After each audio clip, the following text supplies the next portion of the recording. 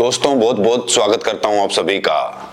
इस समय एसआईआर के मुद्दे पर सुप्रीम कोर्ट में सुनवाई चल रही है। इस बीच सुप्रीम कोर्ट में एक और याचिका लगाई गई है एसआईआर रद्द करने की मांग को लेकर।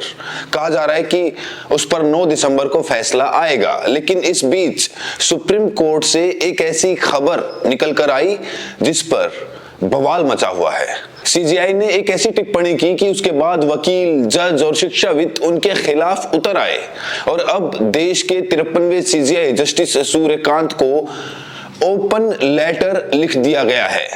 दोस्तों बिना देरी किए सबसे पहले आप इस लेटर को देखिए। ये लेटर आप देखिए, 3 पेज का लेटर लिखा गया है और लेटर लिखने वालों में सबसे महत्वपूर्ण भूमिका निभाई है सुप्रीम कोर्ट के वरिष्ठ वकील प्रशांत भूषण साहब ने। कहा जा रहा है कि एसआईआर के दौरान रोहिंग्या मामले में सुनवाई के दौरान सीजीआई सूर्यकांत की टिप्पणी पर कुछ रिटायर जज वकीलों ने सीजीआई को लेटर लिखकर ऐतराज जताया। पत्र में कहा गया कि 2 दिसंबर को जो सुनवाई हुई उसके दौरान रोहिंग्या को लेकर बेंच की ओर से टिप्पणी की गई थी जो कि संवैधानिक मूल्यों के खिलाफ थी। 2 दिसंबर को एसआईआर के मामले पर सुनवाई करने के दौरान सीजीआई ने कहा था, क्या चाहते हैं कि हम अवैध घुसपैठियों के लिए रेड कारपेट बिछाकर स्वागत करें? यही टिप्पणी की थी सीजीआई सूर्यकांत ने। दोस्तों इतना ही नहीं, जब प्रशांत भूषण एसआईआर के मामले पर बहस कर रहे थे और उन्होंने इलेक्शन कमीशन को तानाशाह बताया था, तब भी सीजीआई भड़क गए थे।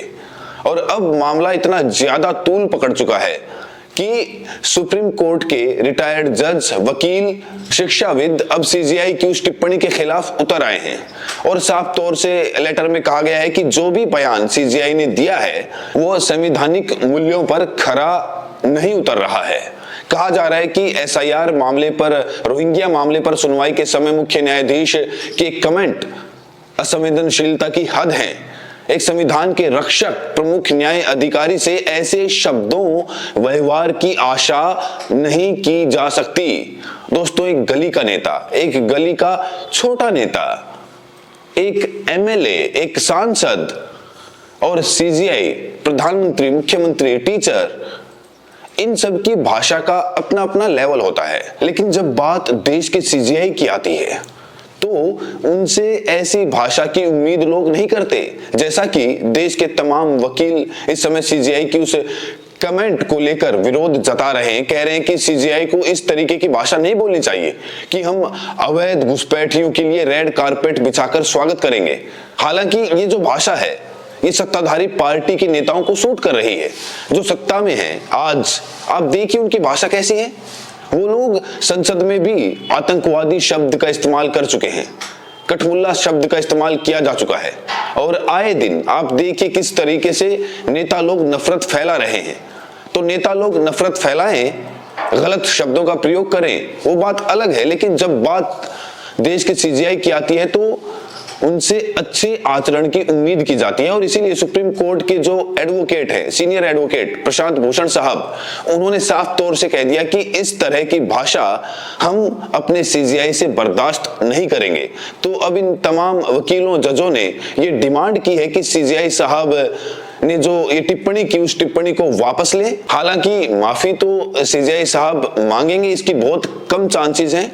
देश के सीजीआई वकीलों से माफी मांगे, दोस्तों ऐसा कभी हुआ तो नहीं है, लेकिन फिलहाल ऐसा ही लग रहा है कि जो कुछ टिप्पणी की गई है वो वापस ली जाए, खेद प्रकट किया जाए। इस तरह की डिमांड यहां पर की जा रही है। दोस्तों आपको यह भी जानना जरूरी है कि जब से जस्टिस सूर्यकांत साहब ने सीजीआई का पद संभाला है तब से मोर्चा खोले हुए हैं प्रशांत भूषण साहब, क्योंकि प्रशांत भूषण साहब एसआईआर के मामले पर लगातार दलीलें दे रहे हैं। प्रशांत भूषण साहब इलेक्शन कमीशन को तानाशाह भी बता चुके हैं। एसआईआर की वैधता को चुनौती देने वाले याचिकाओं पर सुप्रीम कोर्ट में सुनवाई के दौरान प्रशांत भूषण ने कहा था कि देश में लोग चुनाव आयोग को तानाशाह की तरह देख रहे हैं। इस पर सीजीआई सूर्यकांत ने उन्हें केवल दलीलों तक सीमित रहने को कहा था कि सीमाओं में रहकर दलीलें दीजिए। गौर करने वाली बात तो यह है कि जब प्रशांत भूषण ने इलेक्शन कमीशन को तानाशाह बताया, तब भी सीजेआई साहब भड़क गए और कहने लगे कि कानूनी दायरे में रहकर दलीलें पेश करो। अब बड़ा सवाल यह है कि प्रशांत भूषण ने इलेक्शन कमीशन को तानाशाह क्यों कहा। दोस्तों, ये तो आप लोग जानते हैं इलेक्शन कमीशन के नेचर को, कि वो आज तक विपक्ष के किसी सवाल का जवाब नहीं दे पाया। एसआईआर के दौरान ना जाने कितने बीएलओज की जान चली गई। वैसे तो 35-30 बताए जा रहे हैं, लेकिन कहा जा रहा है कि आंकड़े से ज्यादा हो सकते हैं, क्योंकि ये सरकारी आंकड़े हैं। और अभी आप देखिए जो एसआईआर चल रहा है, कितनी अफरा तफरी मची हुई है। ना सिर्फ मतदाता परेशान है, बल्कि जो बीएलओज हैं वो बूथ लेवल ऑफिसर हैं, जो चुनाव आयोग के ही कर्मचारी माने जाते हैं, उनका दर्द हर रोज फूट फूट के सामने आता है। ना जाने कितने बीएलओज काल के काल में समा चुके हैं। हालांकि सुप्रीम कोर्ट से थोड़ी बहुत राहत उन तमाम बीएलओज को मिली है।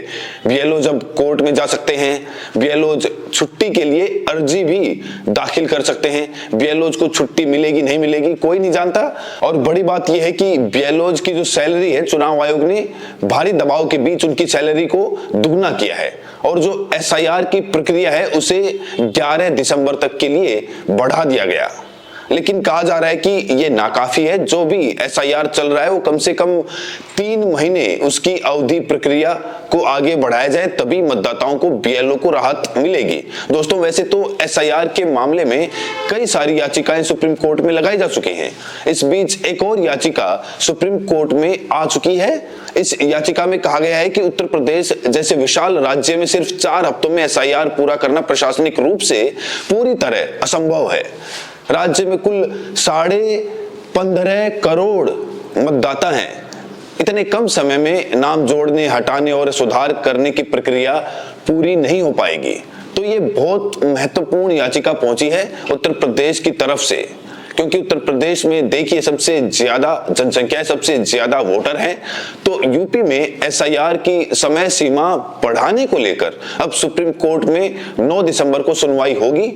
याचिका में दलीलें ये दी गई कि यहाँ पर ज्यादा लोग रहते हैं, इसलिए एसआईआर की जो समय सीमा है उसे आगे बढ़ाया जाए, कम से कम 4 हफ्ते आगे बढ़ाया जाए। वहीं जब बीएलओ से बात करो तो बीएलओ कहते हैं कि इसकी जो प्रक्रिया है वो कम से कम 3 महीने आगे बढ़ाई जाए।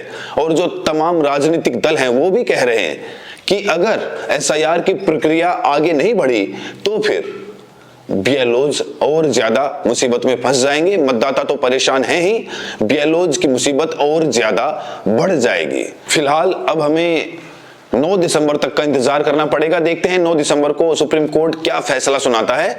फिलहाल सुप्रीम कोर्ट के सीजेआई से भिड़ चुके हैं प्रशांत भूषण साहब, जो कि वरिष्ठ वकील हैं, लगातार लोकतंत्र संविधान को लेकर लड़ाई लड़ते रहे हैं। लेकिन इस बार वो सीजेआई से बहुत ज्यादा नाराज हैं, कह रहे हैं कि सीजेआई वैसा नहीं कर रहे जैसा होना चाहिए। बहरहाल दोस्तों, इस वीडियो में इतना ही। देश के नए सीजेआई से आप लोगों की कितनी उम्मीदें हैं? प्रशांत भूषण आपको कैसे वकील लगते हैं? देश के तमाम जजेस, वकीलों ने जिस तरीके से सीजेआई को लेटर लिखा, इस लेटर को लेकर आप लोगों की क्या राय है? प्रतिक्रिया जरूर दें और साथ में ये भी बताएं कि आप ये वीडियो देश के किस कोने से देख रहे हैं। बहुत बहुत शुक्रिया।